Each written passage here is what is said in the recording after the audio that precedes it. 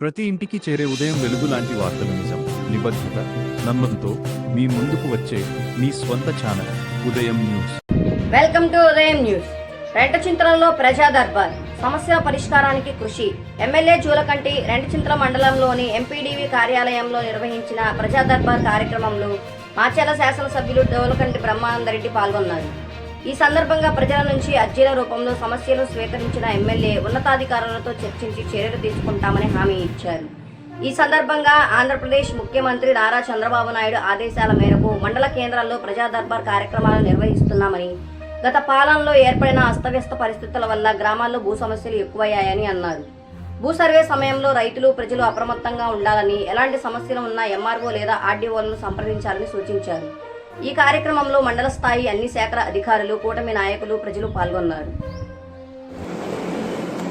ఇప్పుడు ప్రస్తుతం ముఖ్యంగా మన మాచర్ల నియోజకవర్గం ఎదుర్కొంటున్న సమస్యలు ఎక్కువగా భూ వివాదాలకు సంబంధించినవి ఉన్నాయి.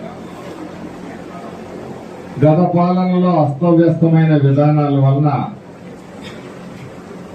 ఈ నియోజకవర్గంలో అనేక భూ సమస్యలు తలెత్తాయి. ఇప్పుడు ప్రభుత్వం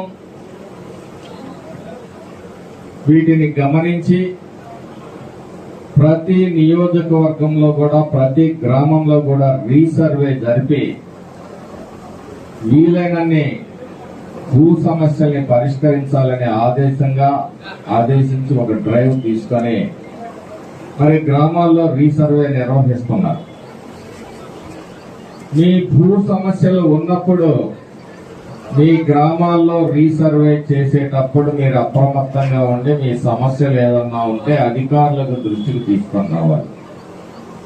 అప్పుడు కూడా ఏదన్నా సమస్య ఉంటే మీ ఫిర్యాదుల్ని రికార్డు చేయించాలి. ఎంఆర్ఓ పరిధిలో వారు చేయగలిగితే వారు చేస్తారు, కానప్పుడు ఆర్డీఓ గారి పరిధిలోకి వెళ్తుంది. అలా కూడా కాకుండా ఇంకేమన్నా ఉంటే కలెక్టర్ గారి పరిధిలోకి పోతాయి. కాబట్టి ప్రజలు ఈ భూ సర్వే విషయంలో ఎప్పుడు కూడా అశ్రద్ధ వహించొద్దు. వాళ్ళేదో సర్వే చేసుకొని పోతారని చెప్పేసి మళ్ళీ తర్వాత వచ్చి మా భూ సర్వే అంటే మళ్ళీ సాధ్యం కాదు. కాబట్టి ప్రజలు భూ సర్వే జరిగేటప్పుడు జాగ్రత్తగా మీ భూములు, మీ పేపర్లు, మీ హద్దులు, మీ విస్తీర్ణం ఇవన్నిటిని కూడా చూసుకొని వీలైనంత వరకు అధికారులు కూడా సర్దుబాటు చేయడానికి ప్రయత్నం చేస్తారు. అలాగే మరి ఎక్కువగా ఇక్కడ సివిల్ కేసులు, ఈ సివిల్ కేసులన్నీ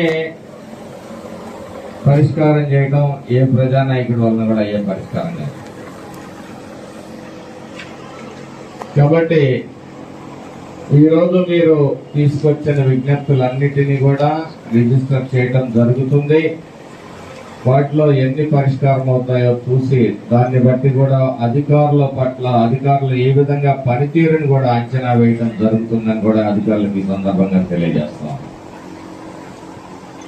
మరి ఈరోజు ఈ కార్యక్రమాన్ని ప్రారంభించుకున్నాం. ఒక్కొక్కరిగా వచ్చి మీ రిప్రజెంటేషన్స్ ఇవ్వాల్సిందిగా కోరుతా ఉన్నాం.